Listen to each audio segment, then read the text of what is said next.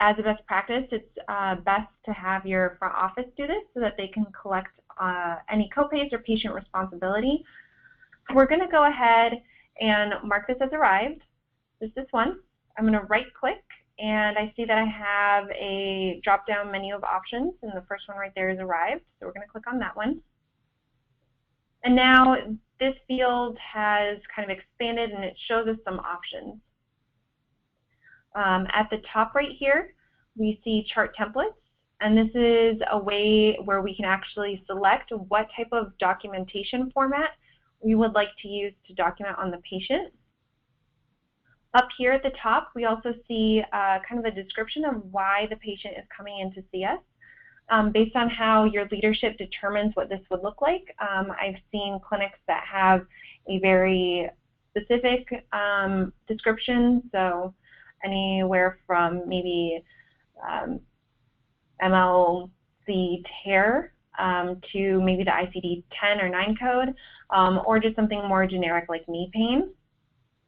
And you'll notice if I hover over this field, it actually gives me kind of a high-level overview of our patient. So it gives us the patient name, the type of appointment that we're currently on, the number of visits that the patient has had in the system, who their referring physician is, what insurance company they're insured by, any diagnosis codes that have been tied to the patient's account, and it's letting us know that we have not established a plan of care. So the system will actually have you establish a plan of care in two ways. One is actually writing it out in your documentation, and the other one is to let the system know that you've done so that it can track and prompt the patient care coordinators for certain items. So next step would be to click on the word chart templates, and you might notice that my options are a little bit different than yours. These are just based on security settings within the system. So I'm going to go right here to where it says general musculoskeletal, and I'm going to scroll over and select knee. From here, another window popped up, and it's allowing me to select what side is the affected side, so the side that I will be treating. For this example, I will actually select left, and I'm going to click OK. And now it's applying that to a documentation. You'll notice that it also opened up because this patient was Medicare and because of the patient's ICD-9 code. It actually prompted me to fill out the PQRS. Now, I know currently you all have kind of a description of what each one of these items means. In your current system, you have to kind of click over and look at the description. Within Clinician, you can just hover over the item, and it'll give you a description of the specific item, give you information on what is not eligible, and any notes that would accompany that specific item. So from here, we can go through and click the items that are most appropriate for our patient.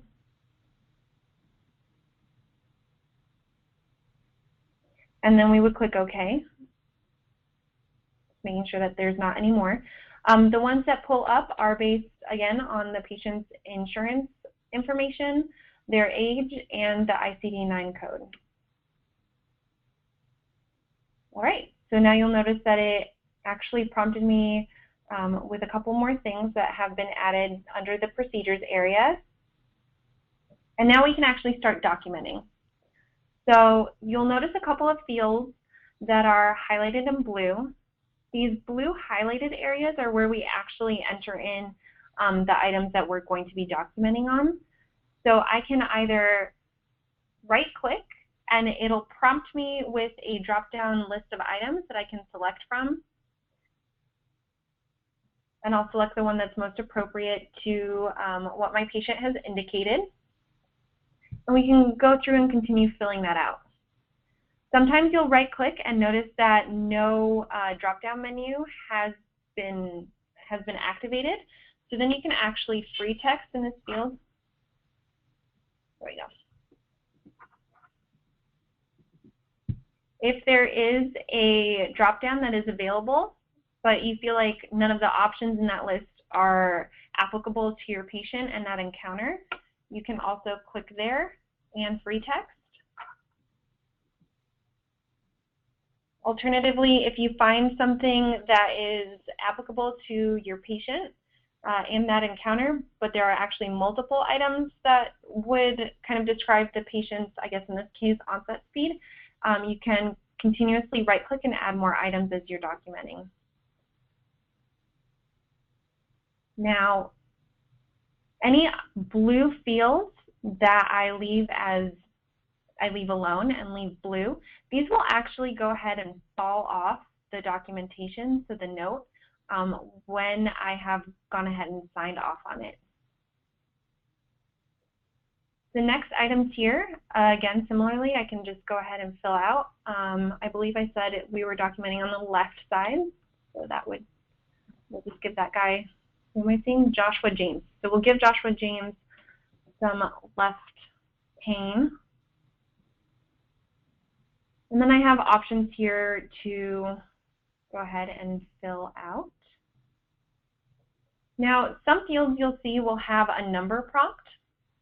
If you right-click here, you can go ahead and enter what the patient has indicated. So we'll just say that he said that he's experiencing a pain rating of 9 and click OK. It'll prompt with what the system has determined what the category of this is. So if we were to enter in a different number, it would give us a different category. We'll go ahead and leave it at 9 for right now. And then there's also a free text field here to capture any additional information. Now, as we're going through, there will be some items that we'll want to mark as goals. These are goals that you will establish in talking to the patient and kind of capturing what their overall opportunity is as far as coming to therapy. So we're going to go ahead and right-click, and we have the option to make this item a goal. And one thing that you may have noticed is that it actually expanded what we call our topic tree here, and it has added a little yellow star to the option of verbal pain rating at present. And we'll go ahead and talk about goals a little more in depth in just a moment. From here, you can continue filling out the items. If you see an item that has kind of pre-filled in text and that's applicable to your patient encounter, you can actually just click on it and it will accept the text. Alternatively, if you feel like that is not the correct option, you can go ahead and right-click and there will be other prompts available to you.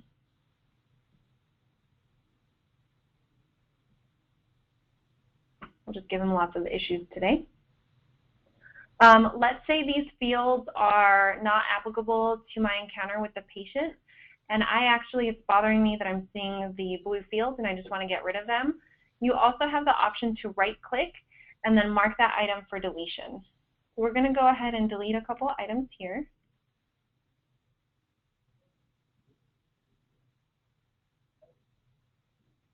Then we'll go ahead and enter in some more information. Let's say that the patient came in and I want to actually add a summary of what the patient has indicated to me. I'm currently not seeing a summary option. So the way to get a summary field available is to select the categories. So the categories are subjective, objective, functional assessment tools, assessment plan and procedures. And I can actually just right-click on the category and it'll give me the option to add a summary.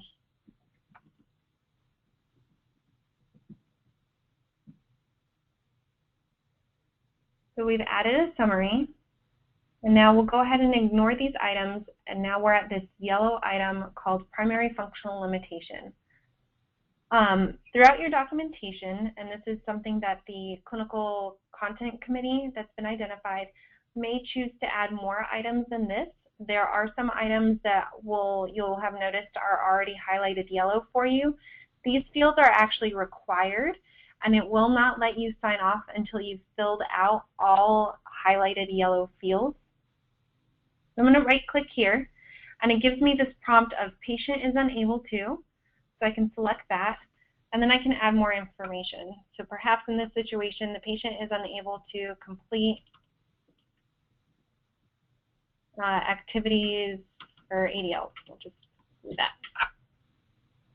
Now I'm going to go ahead and click on this item. And you may have noticed that it has actually taken me to where this item lives within my topic tree. So your options for indicating that an item is a goal is to either right-click on the item and go to make this item a goal, or alternatively, if you click on the item and you're in the topic tree, you can also click on the stars to make them yellow, and now we have indicated that this is a goal of ours. If I would like to add additional functional limitations, I can go ahead and click on those. And then again, it starts me off with that same prompt of patient is unable to. So he's coming in for knee pain. So patient is unable to garden and remove weeds. Maybe this is his livelihood. And we can mark that item as a goal as well. All right. So we are on to the objective items or category. My layout for mine is a little bit weird, so I'm going to go ahead and expand that box. You also have the option, if you'd like to collapse this calendar, you'll see that there's a bar with two little arrows, and if you just click on that, it collapses the calendar, and now I'm just working in the documentation as a whole. From here, I can right-click and indicate what these items are, or accept them if they're appropriate, add any notes, and mark these items as goals.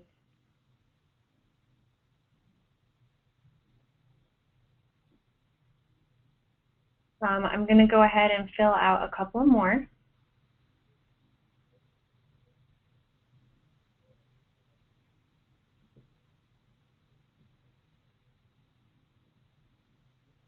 And we'll call it good for that field.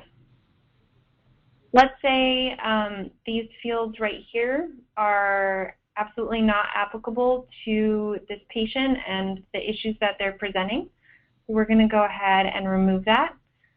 Again, you'll notice I clicked on the blue text and that removed that entire field. Alternatively, if I just wanted to remove a line item, I would just click on the black text and mark that for deletion. Again, though, if you leave these fields blank, they will also fall off. As I'm going through this, one important thing to note is that anything that you mark as a goal will carry forward. Conversely, meaning that anything that you do not mark as a goal will not carry forward. So if you find items that are supportive of the patient's primary and secondary functional limitation, are indicative of the goals that are tied to kind of achieving maybe decreased pain for the patient, and you would like them to continuously carry forward so that these are items in working with the patient that you're able to monitor, make sure that you mark these items as goals. If you're someone who actually likes to go ahead and tab through in the system, instead of clicking the tab button, just go ahead and click enter, and that'll allow you to move through it. And I'm going to mark these items as goals here.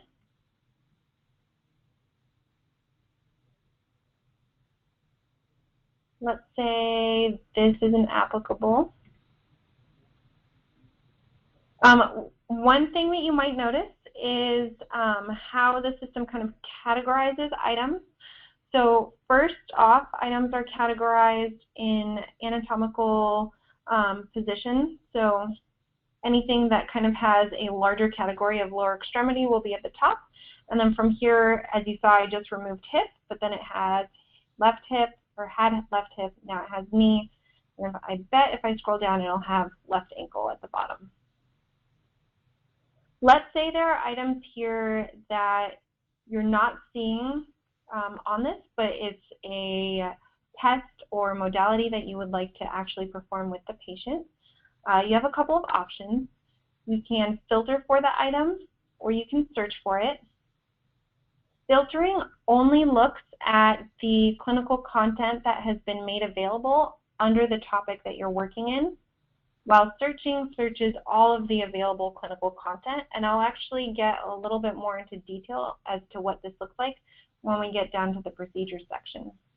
Alternatively, if you see something and you would like to have more information on what that looks like, you can go ahead and expand the boxes.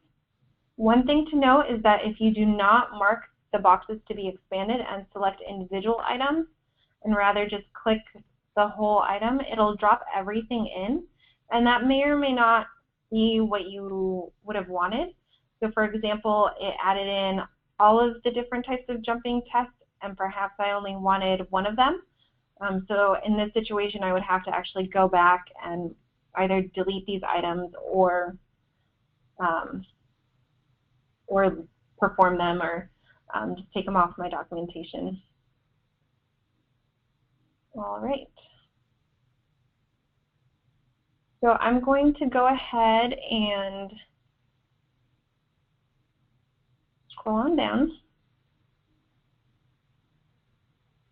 Now I've gotten to my functional assessment tool here. There is some items that are kind of pre-filled in here for you.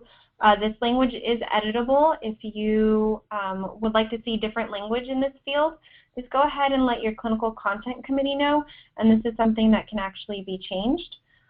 Additionally, if you would like to see different kind of metrics for how items are getting measured in any of these objective fields, that is something that as you're practicing to also take note of and to let your clinical content committee know so that they can change that to best reflect your workflows. All right, I was right here. I'm going to click in this box and I'm going to enter in a measure. And then again here I have a field for free texting, a note. Right at the bottom right here under assessment, we'll see that we actually have another yellow highlighted item. And we're going to go ahead and right click, so we do need to fill this out. We'll say that the rehab potential is good.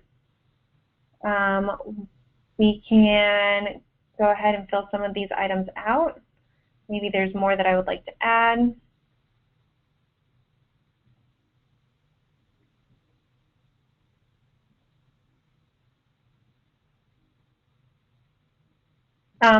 Here's a really neat feature that I know is different for you all than Entergy, is you'll notice that I actually have a word right here that's misspelled. I can simply just right click on the word and the dictionary pops up and I'm able to correct it. And we'll add a diagnosis. So we'll say LCL sprain or instability. And we're on to the plan. So this is where what I was referring to as far as entering in your plan of care within the documentation, and then our next step soon after this will be to actually let the system know that we did in fact establish a plan of care for this patient. So here I'm going to right click. It does give me several options. So I'm going to select the duration will be for 6 weeks and the frequency will be twice weekly. Home exercises, sure we'll add that. And I'll leave these other fields blank. Now, one thing that you'll notice is now we're on the procedures area, and you'll also notice that it has a lot of different CPT codes here. So this 97001 is our physical therapy evaluation. And then it also dropped in the CPT codes tied to the PQRS measures that we have entered in. And also right here it designates who performed these items. So perhaps as I'm working on this patient, I'm also going to have a PTA help me out with a couple of things. So from here I have the option to kind of click through and find my exercises. Maybe I want them to do some BOSU exercises, and those don't look like they have anything to do with knees. Maybe I will try to find a wall sit. So I'm clicking through, and I'm not finding wall sits. I have the option here to filter. And it looks like there are some items here that meet wall activities. Maybe these are some of the activities that I would have my PTA perform with the patient, so I'm going to go ahead and select these. But then I also wanted a couple more things in there, so I'm going to go search for those. So again, filtering only filters in the current topic, and searching allows me to search everything. Now you'll notice that I've found what I'm looking for, and I just want to take a moment to orient ourselves to the search function. The first word that you see here is the category under which the item will fall once it is selected. The next two words you'll notice are actually underlined. These are hyperlinks to the fields within the topic tree where these items live. And then the last word is just the item that we search for. So from here, I can actually go ahead and click on this field and see all of the other exercises or modalities that are kind of tied to that activity and also labeled under those. If none of these are applicable, I can just go back and click on the last word, and it'll drop it into my documentation. Now I know this will be a big change from Entergy, is that previously you selected whether or not the item was manual, therapeutic exercise, or therapeutic activity, or patient education, self-care management. These CPT codes, I believe your leadership is working on kind of a cheat sheet on what each CPT code means. So that's one thing to just kind of keep in mind as you're practicing, that will be coming down the line. From here, let's say these are, I'm just filling out my flow sheet so that the next time that the patient comes in, my PTA knows to run the patient through these exercises. So for right now, I haven't actually performed any of these, so I'm going to go ahead and put 0 minutes. This way, I've created kind of the groundwork for my flow sheet, but I have indicated that we didn't actually perform these items today. I'm going to go ahead and remove my filter so I can add a couple more items to my procedures area. And I want to add, over here, I want to add heat and e-stim. So I'm going to filter for that, and I found the item that I was looking for. And we'll just indicate it that we did, 15 minutes of that. You'll notice that there's a couple of prompts here to enter in the measures. So this is a great way when working with a PTA that you can enter in the number of sets and the reps that you would like the patient to perform. You can also enter in the minute amount. Again, if these are fields that you would rather see kind of a different measure form and different metrics here, you can request from your clinical content committee to change what items or measurements are pulled up in this field. You can also write notes here. And that is our procedures area. When working one-on-one with a PTA and with the patient at the same time, one thing to note is that your PTA can also have their computer open and documenting. One thing that they'll have to do is that they'll have to indicate who performed it. If you, the therapist, are going through and indicating who that person is, you can right-click on the Performed By area and select who performed that activity or modality with the patient.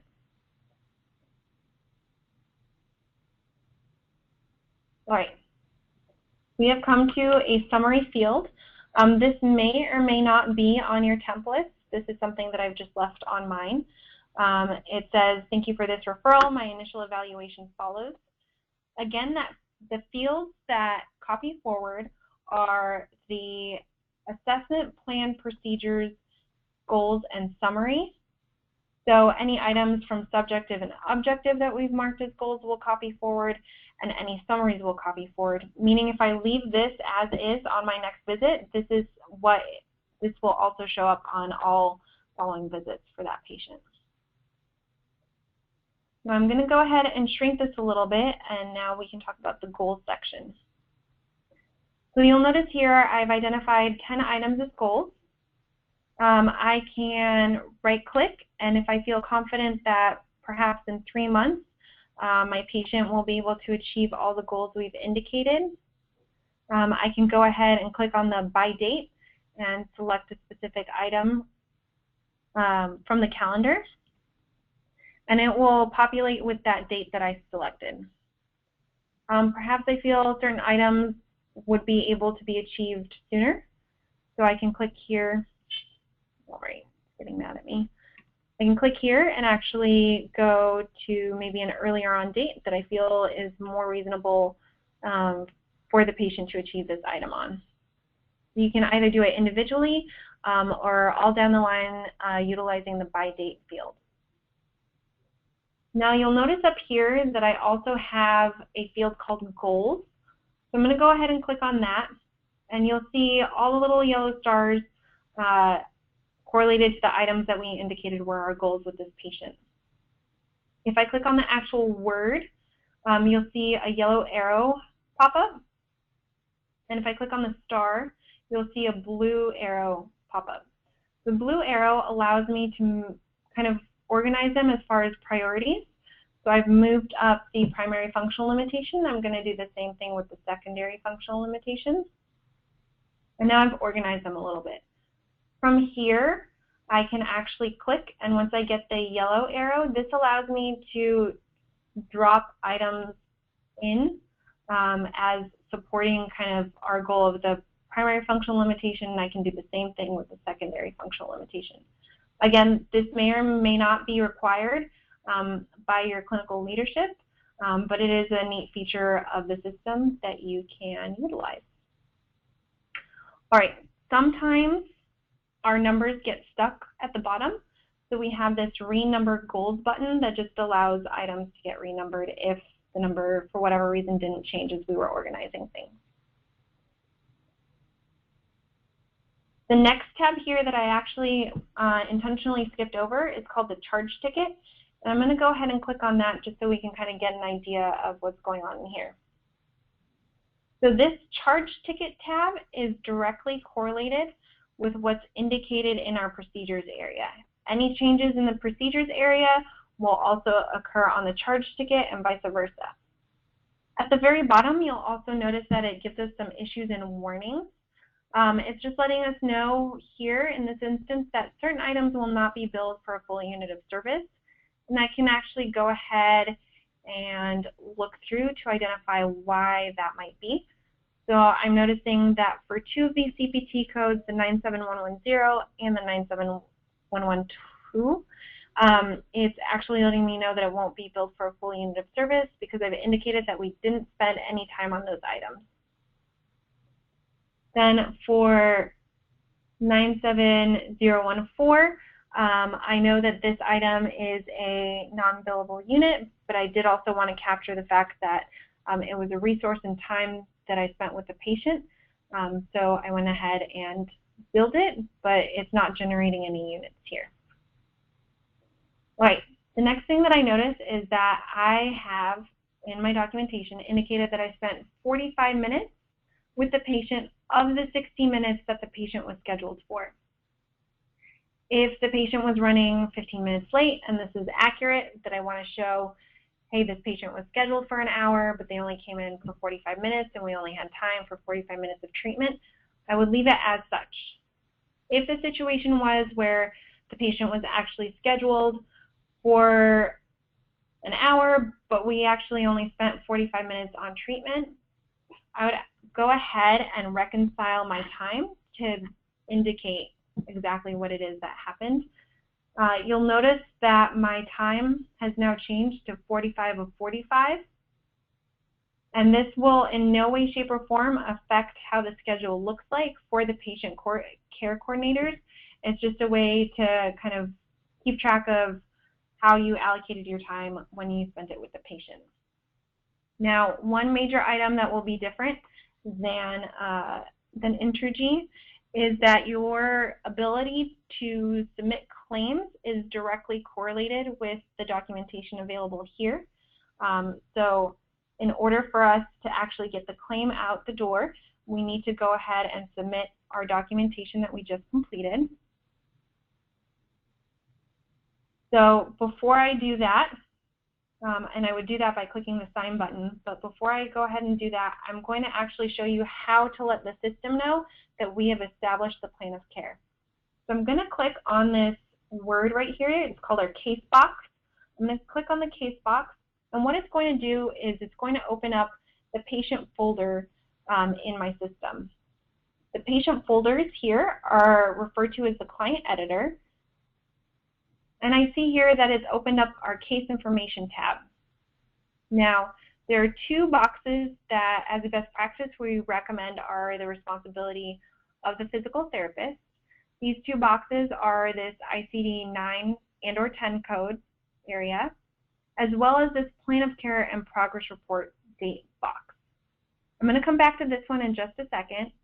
But I'm going to go over here, and even though we already have an ICD-9 diagnosis, I'm going to show you how to add new ones as well as prioritize them. So if you know the number off the top of your head, you can start typing it out. If you typed it out and you realize it's not the correct one, you can also click on the little ellipses button and search for a description. And I'm going to click search. I've found the one that I was looking for, and I'm going to add and close. Now, I know one thing that's different for you all, or will be different between Entergy, is that once you've entered this in, this is tied to the patient's record, and you do not need to re-enter it in each time. Additionally, if you decide that one diagnosis code is a priority over another one, you can move items up or down, and that's the way that they will stay within the system. If there were ICD-10 codes here, there would actually be another tab, and we'd be able to also go ahead and enter these in. But it looks like the payer within the system is not ICD-10 ready, so we cannot do that. The next box that I was referring to here is the Plan of Care and Progress Report State box. I'm going to go ahead and click this button. It says Add POC, and all we're doing by clicking on this is letting the system know that, yes, I did establish one. If I actually saw this patient yesterday and performed the initial eval yesterday, I would go ahead and where it says effective, I would go ahead and drop down and click to yesterday's date. So we always want this to be the first date that we saw the patient for an IE. That way the system can track appropriately. So instead of having kind of the paper tracking forms, the system will do it for you. The days and the visits here are hard-coded, meaning that they are dependent upon how the pairs are set up. You can go ahead and change the days or the visits to be less than what is indicated, but you cannot go over that. Furthermore, this will very easily allow your patient care coordinators to track when items have been approved by the doctor. This actually blank date will prompt them to go ahead and reach out to the doctor for a signed plan of care. So we've finished kind of all that is our responsibility within the client editor. So I'm going to save this and go ahead and close it. You'll notice that our case box right here went from being that angry red color to blue, meaning that we've addressed all the issues that were indicated by that box. Our last responsibility will be to click this sign button. And you'll actually notice that the system prompts us to fill out the functional limitation reporting. So I'm going to go ahead and fill that out. I'm going to select mobility, walking and moving around. Select the current impairment rating and our goal. And I'm projecting that we can complete this in 3 months. Now this rationale field, you can actually free text your rationale. You can list specific tests that you performed to kind of come to these conclusions. Alternatively, there are a few options here. If you right click, it does provide you a drop down menu from which you can select. You can add as many as you want. Once you've completed this box and the other fields, you can click the OK button. And we've completed our functional limitation reporting within the system. Now, there will be a couple of things that you'll notice here. We still have our CPT codes here.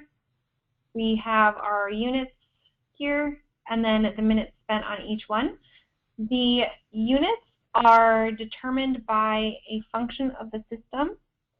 Any payers that are labeled as Medicare type payers will follow what's called CMS rounding rules, and all other payers will follow what's called AMA rounding rules. And this might be different from your old system. This is a function that is hard-coded and dependent upon the payer type. So if you're noticing that it's rounding your units differently than you're used to seeing, that is most likely the reason why. In this actions box right here, items that we would see would be things like adding a 59 modifier or the KX modifier for when the patient nears their Medicare cap. Issues, again, are similar to the ones that we saw previously. It's just letting us know that certain items will not be billed out for a full unit of service, or if there's any billing rules tied to the CPT codes based on the payer, those will also show up here. It's just good for you to kind of be aware of what's going on as far as the background billing information, which I do know is a little bit different from how your current system works. The last thing that we can do right here is select the type of format we would like to send the documentation to the doctor with.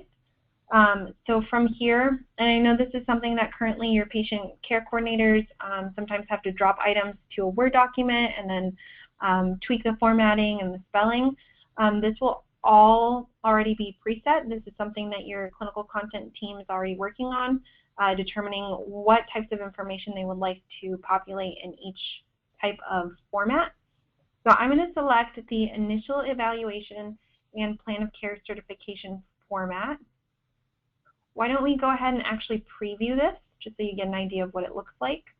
It'll have your logo right here. It'll pre-populate with your clinic information. These fields are all editable, so your clinical content committee might choose to keep these or select different ones. And then it pulls different categories from our documentation. It'll also, at the very end, have the plan of care approval that the doctor can sign. I can then select to either fax after signing or print after signing. I'm going to select fax and then enter in my password and sign off on the visit. So,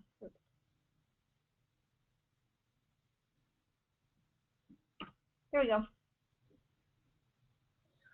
If you have selected to fax the item, it'll ask you to select the cover sheet that you would like to use, and then you can add a specific note to the doctor. Because my patient does not have a doctor, I'm just going to click cancel. Now I also want to show you what it looks like when items copy forward. So you'll notice that we now have that blue check mark. I'm going to go ahead and arrive his next appointment. Now we have that yellow flag letting us know that this documentation is active. And here what you'll see is red text. If this is text, if these are items that you would like to update, like for example, maybe each time you would like to gather information on what the patient's verbal pain rating is, you can update this information by just clicking on it. And I'm going to scroll down real quick. And you'll notice that it also updated it here in the goals area under current. Any items that you do not click, so any of the red text that you did not click or update on, perhaps you did not select it because it's not pertinent or not something that you want to update currently. If you leave it as red, it will fall off just as the blue fields did. I'm going to go down here to the procedures area, and I will update that we did some of these.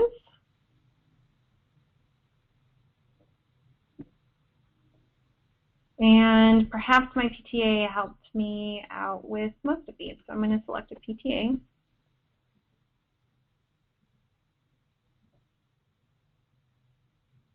All right. From here, you'll notice that this summary field did copy forward, so I'm just going to go ahead and remove this. But you can also update it if that's appropriate. And I'm going to go ahead and click Sign. One thing that you'll notice is that it's warning me that I'm about to overbill my patient, meaning that the patient was scheduled for an hour, but I actually spent an hour and 5 minutes with them. If this is in fact the case, go ahead and reconcile that time.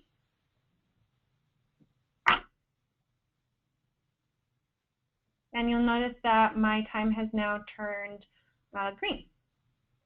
I can just again scan anything to see if I need to update it. I'm not going to be faxing or printing this out. This is just a daily note. So I'm going to go ahead and enter my password and sign off on my visit. All right, that just kind of took us through really very quickly how to document within the system. There are a couple of reports that your leadership may choose to have you as therapists kind of look into and review. These are just things that are helpful for you to be aware of in partnering with the patient care coordinators as mutually managing your patient cases. So I'm going to show you where these reports live and give you just a high-level overview of the type of information that they have. Again, your leadership has not yet determined what this will look like from your end, but it's just good for you to be aware that they're there. So the first item that you'll see and I just went back to the task page, the first items that you'll see right here is what's called the corrections queue. So these are any visits that have been signed off. You can actually filter by the clinic. So you can filter by your clinic here, and it just gives you any issues with patient documentation that has been submitted to billing but not yet gone out the door because there's information missing that it needs before it can get billed out. So some items on this list might actually be for you as a therapist to reconcile. For example, like Ella Chapman right here is missing a plan of care. That just means that this payer requires that plan of cares get sent out, but one did not get added to her to track as far as the system is aware.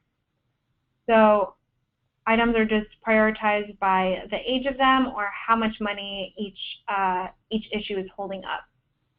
So this is something that your front office might task you to help with, or this is something that you can proactively kind of get in here and start looking at this.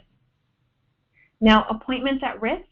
These are appointments that have not yet had documentation that's been signed off on. These are appointments that the patient has coming up in the future and some issues that might actually put it on this corrections queue.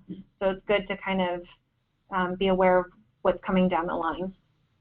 Now, there's two other reports just to be aware of. They live under what's called the Run tab. So right up here between chart and report, we have this word Run. We're going to click here, and we're going to view the clinical issue listing. Types of issues that you might see on here.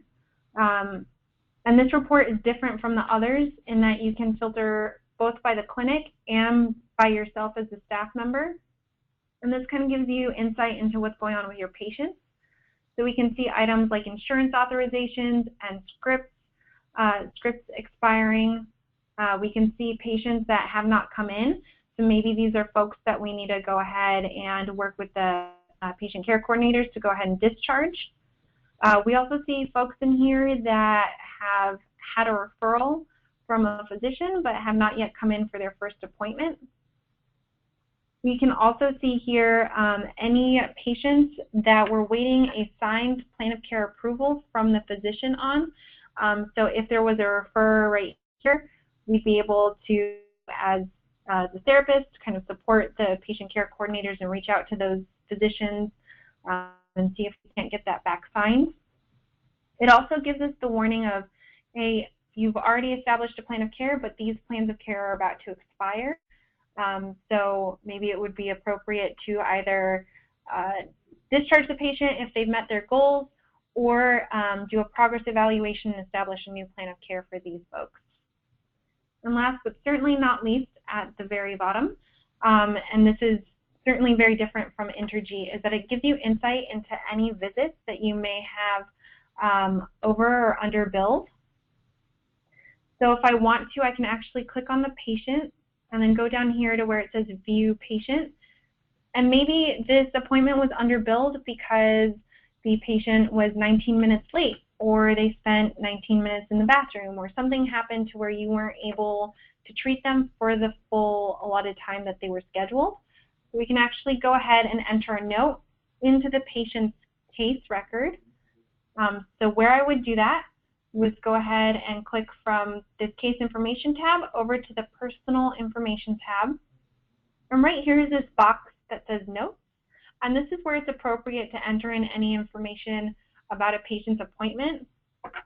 So visit underbilled because patient ran 20 minutes late. And then you can date it and click OK. Now it'll kind of keep a track record of when that note was entered, who entered it, and what the note was. I'm going to go ahead and close this. And this is just kind of good for you to be aware of, that this type of information is available to you. And then the last one is this claims issue listing log. There's not very much on the claim issue listing log that pertains to therapists. If you kind of want to keep an eye on the claims that you've submitted, this is a great way to do that. It just gives you very high-level information on information surrounding claims and any issues that they might have. You most likely will not be checking the claims issue listing, but you might be getting tasked for information that might be a part of these issues here. All right. I'm going to go ahead and show you one last thing. I'm sure that as all of you are familiar, this is the clinician support site. So you would actually go ahead and log in here the way that you would into the database. So username and password would be the same. We're going to go ahead and click login. If you have not already done so, right off the bat, you might want to click on the word therapist, but I'm actually going to direct you to go to this word training right here and click down a therapist. There are videos that I'm sure some of you might have already started watching, which is great. It kind of walks you through some of the items that we talked about today, as well as correspondence and discharge management, so communicating with both patients, and physicians. And then at the very bottom right here is clinical documentation frequently asked questions. I would strongly encourage you to review these items here. I want to say around 95% of my clients have asked me a question that is already on this list. It's great to just bookmark it and have it as a resource as you're training, and also look over it. Additionally, some really great resources are the user guides right here.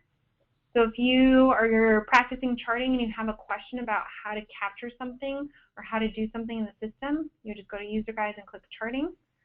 And let's say I wanted information on how to update FLR on a visit. So I'm going to scroll down and I'm going to get to, there's something about Medicare documentation issues and updating functional limitation impairment ratings, and then I can click read more. Some of these are just articles that you can scroll through and read. Alternatively, some of them have videos, so you can select which one is most appropriate. And last but certainly not least, as a resource that is really great, are the Q&A webinars right here. They're available to you to go ahead and attend as often as you would like, and long after your organization has transitioned out of implementation. They are on every Wednesday at 12:30 Eastern. And you would go ahead and actually just click this link here, and it would have you register for the session. What's really neat about these is that you can hop on, ask your questions, and hop off. Alternatively, you can stay on there, hear how other folks, what other questions some of our other clients might have, and just get an idea for how other folks are thinking about the system and utilizing it. And before we get off the call, there's one more thing that I would like to show you. You all have practice patients. Oh, this isn't your database. Let me go ahead and log into your database. And while I'm doing that, I'm actually going to unmute everyone and allow some time for questions. Or if you have a question, go ahead and unmute yourself. And while I'm logging in, go ahead and ask your questions.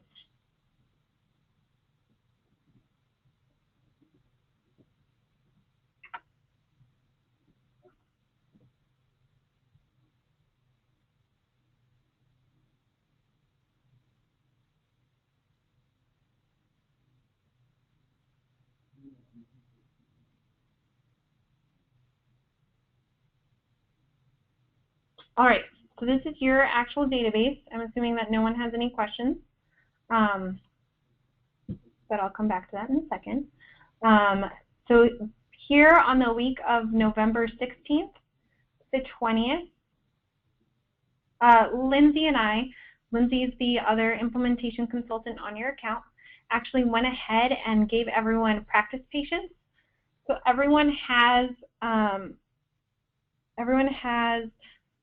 3 different unique patients with 3 different appointment types. So if I wanted to find my patients, what I would do is I would select my clinic and then myself from this drop-down list right here. And then I would highlight that week of the 16th to the 20th.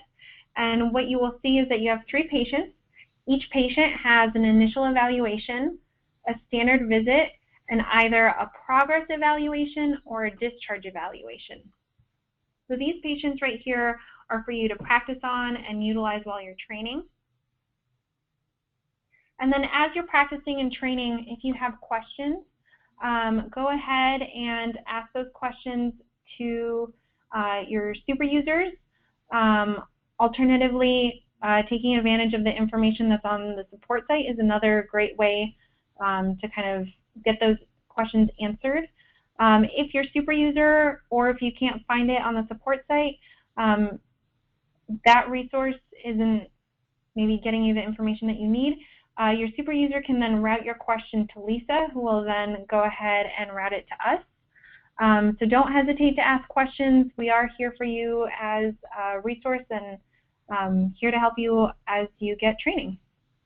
I would like to thank everyone for their time today and attentiveness, and I will stay on the line just for a little bit longer just to answer any questions, but if no one has questions, thank you for your time. Bye, everyone. Thank you. Thanks.